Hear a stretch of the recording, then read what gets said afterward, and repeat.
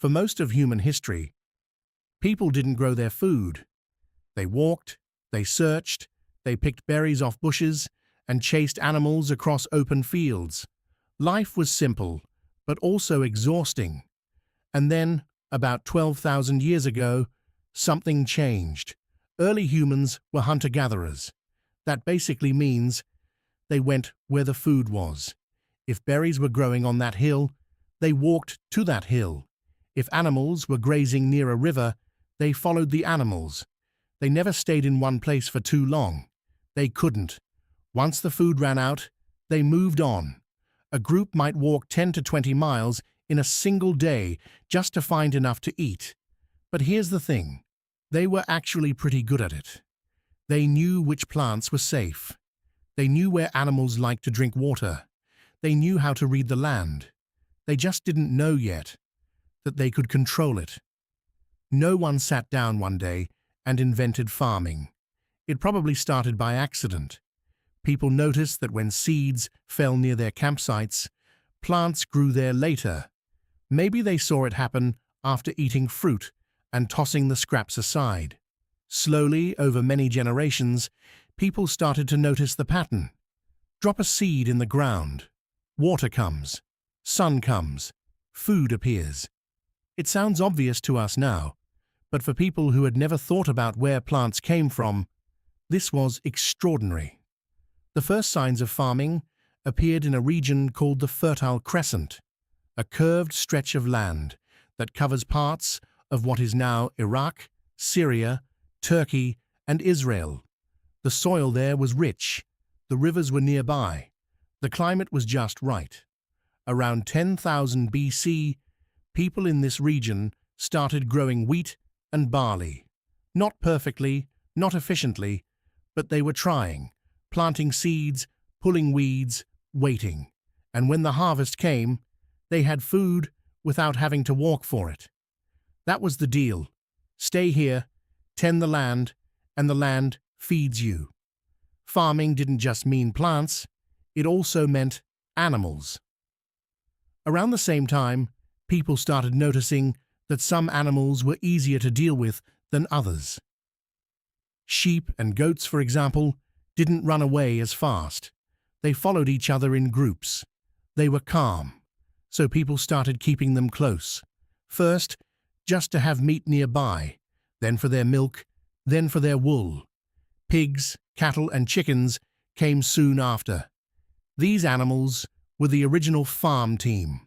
Once farming took hold, everything about human life began to shift. People stopped moving. They built permanent homes, small mud huts at first, clustered together near their fields. Villages formed, dozens of people living and working in the same spot. And with more food available, not everyone had to farm all the time. Some people became builders, some became potters, some stored and counted the food. For the first time, people had jobs. But farming was hard, harder in some ways than hunting and gathering. Early farmers worked long hours in the sun. Their diets became less varied, mostly just whatever they grew. If the harvest failed, they starved. Hunter-gatherers actually ate a wider variety of foods. They were often healthier in that way. But farming had one huge advantage. It could feed more people. A single field of wheat could sustain a family through an entire winter.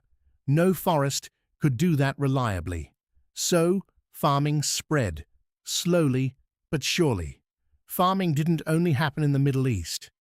Around the same time, give or take a few thousand years, people in China independently started growing rice and millet.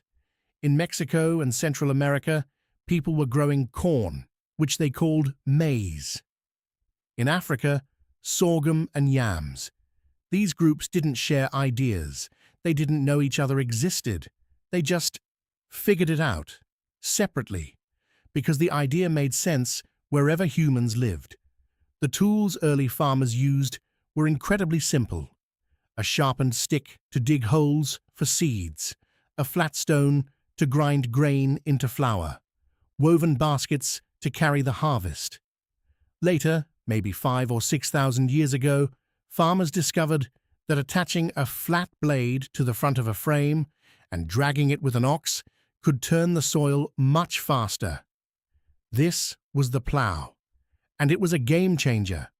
Fields that once took weeks to prepare could be ready in days. One of the most important skills early farmers developed wasn't growing food, it was saving it. They learned to dry grain so it wouldn't rot. They dug pits in the ground to keep food cool. They made clay pots to seal things away from bugs and air.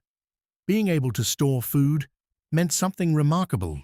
You could eat in winter from what you grew in summer. You didn't have to constantly search, you could plan. Planning for the future is something we take for granted now. For early humans, it was a brand new idea. 12,000 years ago, humans were wandering the land, living day to day, going where food led them. Then, slowly, they learned to stay, to plant, to tend, to wait. It wasn't easy, it wasn't perfect, but it was the beginning of everything that came after.